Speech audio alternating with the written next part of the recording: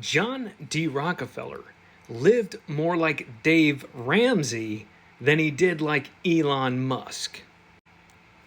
My name is Paul Vasquez with Tax Lab, and you need to become an ethical millionaire.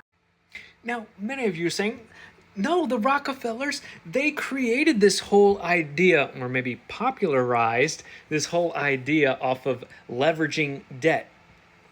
When they had money and lots of assets, yes. But he did not start off that way.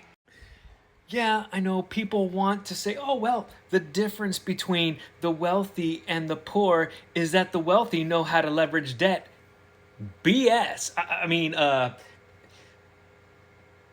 That's not the difference. That's what you do with the difference. The difference is the assets. John D. Rockefeller had a knack for saving money. He started off as a small-time accountant, scraping by, saving, and then when he saw an opportunity to invest in an oil refinery, that's when his oil empire began. He first saved. He had a knack for saving. He was not borrowing and leveraging until he had enough money to begin investing. And even then, he didn't leverage to pay for his monthly expenses. He leveraged to invest in his business, which was Standard Oil. So he went out and got a business partner who would help invest more money into the oil refinery so that way they could do more and be better at oil refining and the oil business. It wasn't until he was a multi-millionaire could his assets support his lifestyle, or the interest on his assets support his lifestyle and the lifestyle of his family. And that's when they could get into all these, financing and trusts that fund the life insurance that funds the trusts and all that. That doesn't happen unless you first live like a Dave Ramsey follower. And that's what he did. If you do not own a large company like Standard Oil did, and compared to, and he was so large, his business, Standard Oil, was so large that he got accused of being a monopoly. Is your business, are you the owner of a business that is so large that it could be considered a monopoly? If not, maybe you should be concentrating on saving and investing, going more of the Dave Ramsey style than the Elon Musk style, because guess what? You're not Elon Musk either. You don't have that level of assets. So if you're not a multimillionaire, you need to be saving and investing. You need to go out and save your money so that way when you find that Standard Oil, you can invest in it. When you find that diamond in the rough, you have the means to, and guess what?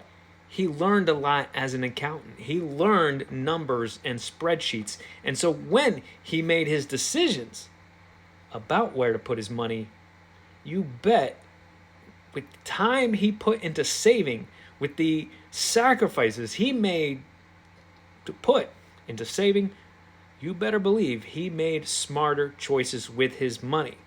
See, when you go around thinking that money is fake, money isn't real, you make dumb decisions. That's right. If it's not your money, you're less likely to be smart with it.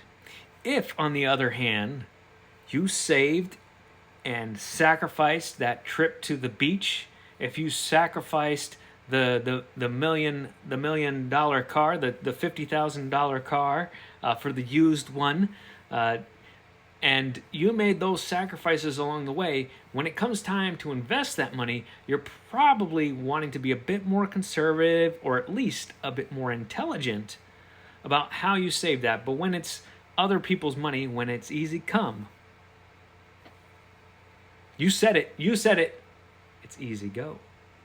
So please, don't be fooled by those who would try to tell you to take out debt, to listen to their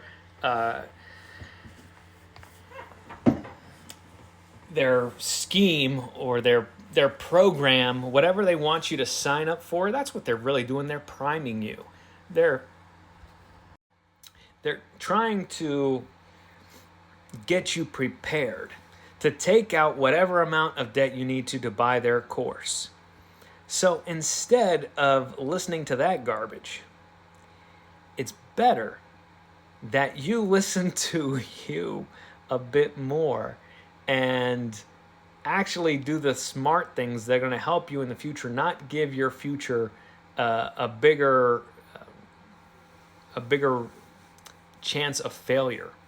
I always say the biggest risk a business owner makes is that of going into business. Every other decision the business owner makes is to minimize the risk of failure after that. Right? That's a big step. Instead of going and punching a clock every day where you know your wages are secured, for the most part, right? At least for that time period. When you go out to be a business owner, you're not guaranteed that next dollar will come. So every step you take is to minimize the chance that you're going to fail. You are about minimizing your risk of failure at that point. I don't know if I've beaten this horse enough, but I hope that this video is a reminder. So I'd save this video, hold it aside, and then anytime somebody comes at you with this whole idea of living off of your debt, re-listen to this and go, hey, when they're telling you about Rockefeller, he did not start off that way. He saved until he was a multi-millionaire in assets.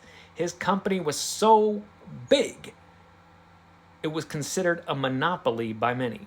Unless the world is yelling at you that you are too powerful to be left alone, maybe you need to be working on building your assets and not your liabilities.